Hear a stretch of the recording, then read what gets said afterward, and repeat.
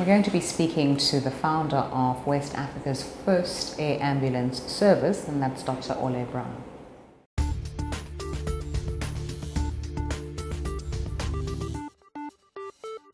It started almost 10 years ago now. Wow. So I feel like a business old timer. And we started really with, I grew up in England actually, and I was born in England.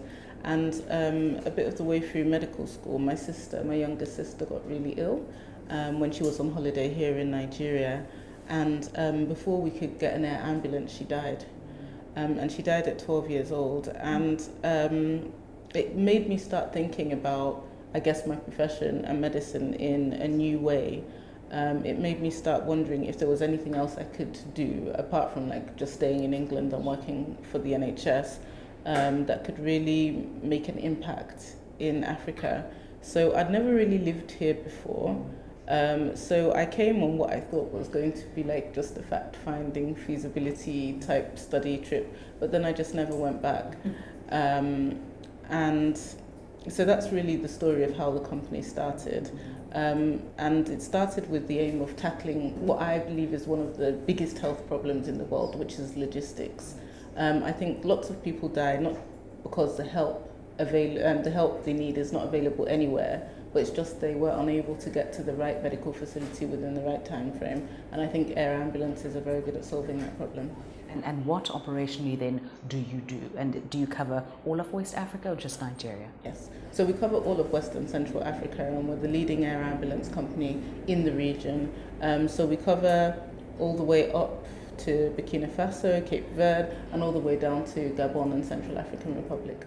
So not only is it, a business which makes sense because there's a need, but you're saving lives as well. Absolutely. So what's next for Flying Doctors? We want to continue expanding. So I think there was an interesting McKinsey report. I think it came out last year. It was called Lions on the Move 2.0. And I think one of the things that they mentioned was most successful businesses have spread across Africa, got a very strong hold on their home country first. So that's what we're trying to do. Basically make sure that we have as much business as possible here before we venture into other regions of Africa, but definitely we're looking at expansion. Okay, did you have any challenges in terms of funding your business when you started 10 years ago? I think funding is an issue across Africa.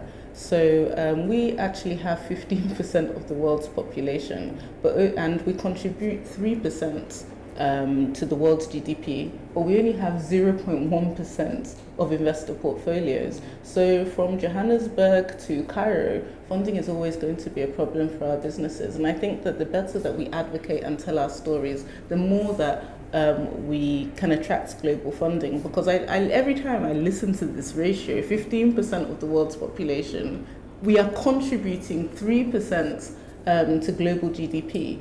And we're only receiving 0.1% of global investor portfolios. It's not good enough for us as a continent, and that's something that really needs to change. And what do you think in the domestic markets are the stumbling blocks in terms of accessing that finance?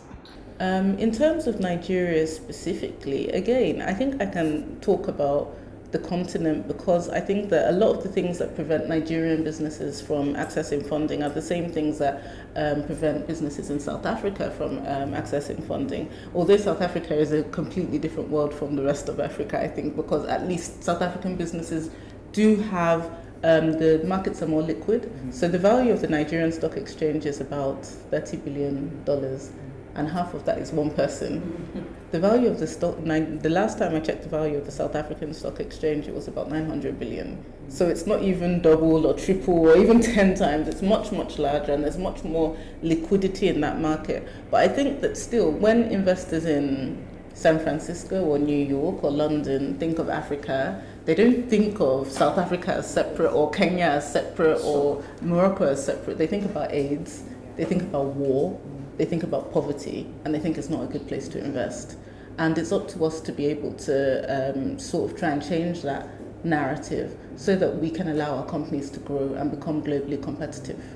I imagine the kind of growth figures that we've seen coming out of our countries are beginning to sway that narrative. Absolutely. So African companies actually outperform their global peers in terms of growth.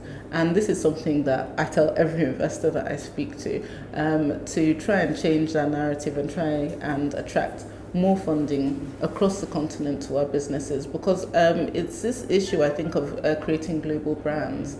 And I think almost every other continent in the world has been able to have really huge global brands. So in America, of course, we all know the big American brands, we know the big European brands, and even in Asia, I mean, Samsung is out of South Korea, Kia, Hyundai, they've all got these like huge global brands. But for Africa, even South Africa, I don't think we're on that level when it comes to having products and services that we can sell to the world. We're just about getting there, and I think the only thing that can help us grow our businesses to that level is if we're able to attract more funding. And finally, for you, are you still practicing medicine, or are you immersed in running the business itself? I'm more immersed in running the business now. So I do a bit of medicine, but my main focus is obviously growing the business, operationally running the business and making sure that we can continue to grow and expand. And how has being part of Lionesses of Africa helped you or supported you in that? I think Lionesses of Africa is a really, really great initiative. So in Nigeria, there are more women engaged in entrepreneurial activity in Nigeria than almost any country in the world as a percentage of the population. But the businesses don't grow, and those stories are not told. And I think Lionesses of Africa provides a wonderful platform for women to begin to tell these stories. And also, one thing that is peculiar to Africa more than the rest of the world is the role of women in society is still very much in transition. So I think in many parts of Europe or America, I think the concept of being a working woman and female-owned businesses and female enterprise is more accepted than it is in Africa. And I think the Lionesses of Africa really helps to give women a voice and starts to bring about more of that acceptability, which we need so much here.